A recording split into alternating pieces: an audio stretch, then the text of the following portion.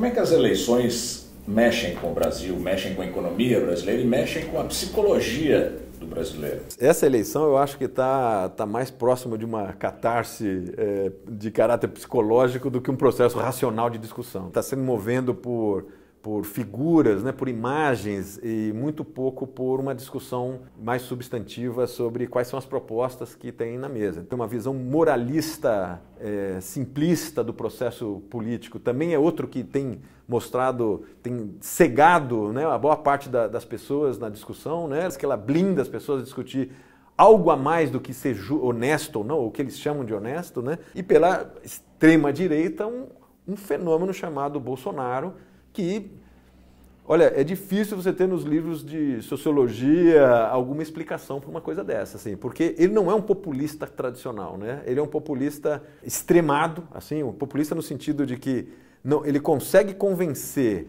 pessoas sem nenhuma proposta substantiva, né? Nenhuma proposta substantiva, mas ele gera algum tipo de simpatia, de lealdade, basicamente pela sua postura com relação a alguns temas. Não é proposta em relação ao tema, é postura em relação aos temas.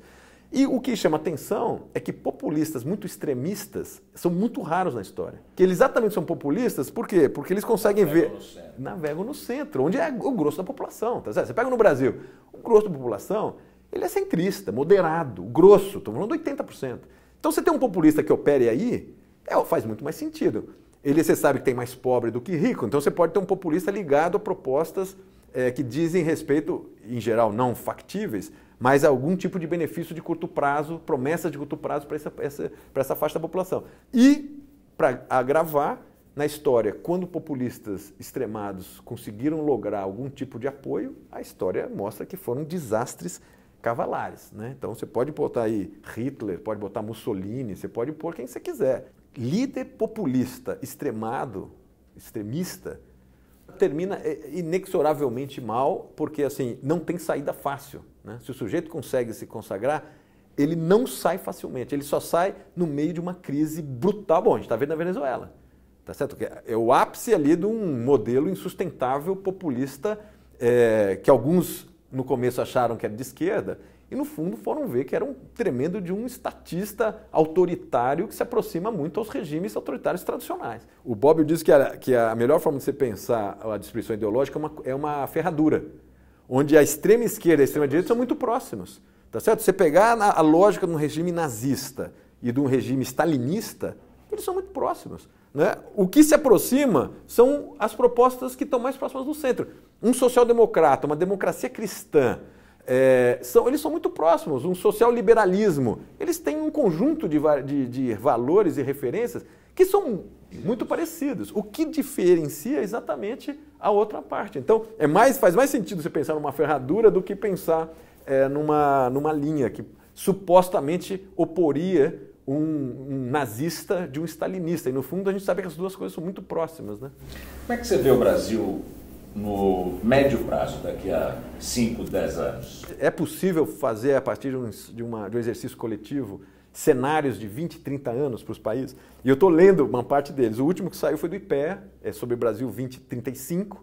Né? Então ele projeta o Brasil uns 15, 20 anos para frente. Um país com muito potencial de crescimento e, simultaneamente, muita dificuldade para crescer. Tem vários termos que eles usam para esse crescimento mediano que o Brasil deve ter. Esse é o cenário que tende a predominar. Não é nem da catástrofe e nem do Brasil como um tigre asiático crescendo sistematicamente 7%, 8% com estabilidade. Não é um desastre absoluto de que o país vai se dissolver em guerra civil, etc.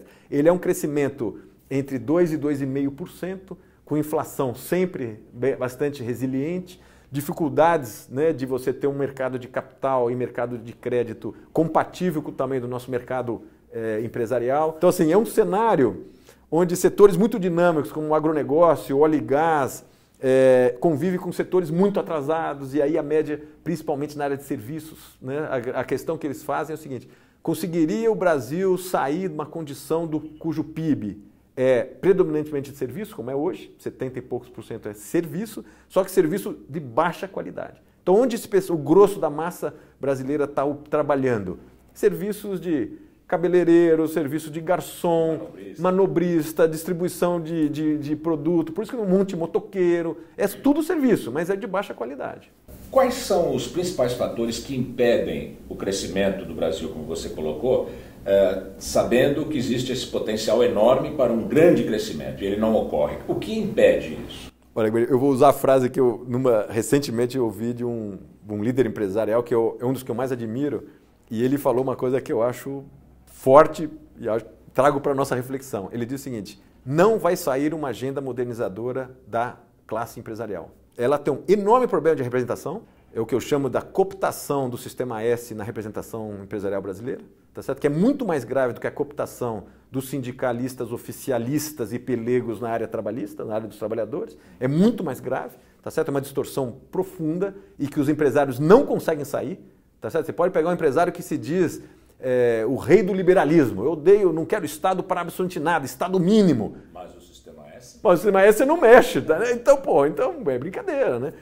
Você vê o nível de engajamento dos empresários para montar think tanks independentes, como você tem nos países que conseguiram romper essa relação umbilical com o Estado. Ele pressupõe que primeiro você tem que ter uma inteligência, você precisa ter propostas, quadros, pessoas que experimentadamente olharam todos os temas sensíveis do desenvolvimento do país. Porque como é que você faz essa mudança? É com proposta, apoio e gente para operar. E aí que passa uma dificuldade no Brasil, e acho que aí volta o tema desse empresário, que ele diz o seguinte: eu não vejo os empresários fazendo isso. Quem que vai fazer isso? É a classe média, é a classe baixa? Ou fica na mão do Estado? Até hoje, os principais estudos que você tem sobre o Brasil, de longo prazo, é feito pelo Estado. Quando eu estou te falando, o IPEA pega dinheiro dele e faz um... Mas por que é função do Estado? Isso é função da sociedade, né? E você tem, teoricamente, a elite econômica seria aquela que tem mais recursos e tempo e interesse, porque está falando do próprio patrimônio deles. Eu acho que você tem um nó no setor empresarial brasileiro que a gente não consegue desatar. Parte do empresariado brasileiro muito dinâmico, tá certo? Que investe fora, se internacionalizou, compete em pé de igualdade com outras empresas. Você tem. Você não tinha 20 anos atrás, quando a gente saiu da ditadura. Hoje você tem. Você tem alguns empresários que realmente conseguiram viabilizar sua empresa, mantendo no Brasil, mantendo fora, e essa cadeia de valor não assustaram eles. Essa cadeia de valor global não assustaram eles. Agora, você tem um outro contingente importante do empresariado que simplesmente nega esse jogo. E aí, qual que é a melhor solução?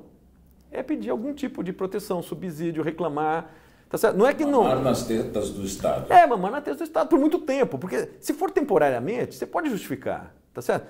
Se o único discurso do cara, 20 anos seguidos, é o mesmo, você fala, não, tem um problema aqui. Tá certo? Não dá para você continuar pedindo para a sociedade te dar uma situação privilegiada se você não consegue, está mostrando que é incapaz de superar essa situação. Então é melhor parar. Né? Agora, vai fazer esse jogo, porque a acomodação que ocorreu no Brasil nos últimos anos é muito poderosa. E, de novo, tem ligação com o setor de representação. Então, esses caras não estão lá flutuando. Esses caras estão muito conectados com grupos, e eu diria que são grupos poderosos. Poderoso regional, que foi o primeiro exemplo que eu dei, poderoso do ponto de vista empresarial, mas tem interesses sindicais, tem interesses de funcionário público de elite. Eles são capturados, em boa medida, por corporações do mundo jurídico. Tá certo? Você, em plena crise do Rio de Janeiro, conseguir fazer com que a Assembleia, como aconteceu na Alerj lá no Rio, conseguiu aprovar um aumento de 15% para a área dos juízes, Ministério Público e Defensoria Pública no Rio de Janeiro, no meio da pior crise. Aí sim, o Brasil não está na pior crise da história dele, não. Isso eu acho que é uma falácia. Mas no Rio tá certo? E no meio disso o cara arruma 15%. O governador veta, a Alerj foi lá e derrubou o veto. Daí você fala, cara, de onde que vem um poder tão forte? Nós estamos falando de um grupo que não é muito amplo, tá certo? Um estado como o Rio de Janeiro é um grupo minúsculo. Ele consegue se impor sobre a falta de remédio no hospital, que aí assim atinge a maioria, na maior cara de pau. E não passa nada. Então assim, esses grupos estão desproporcionalmente representados nessa Câmara, nessa Assembleia. Então, você vai dizer que eles estão perdendo o jogo e a representação para eles não está boa? É claro que está boa. Não está boa para outros, mas que não estão sabendo fazer esse jogo. Eu acho que o problema do Brasil não é corrupção. É grupos de interesses desproporcionalmente representados.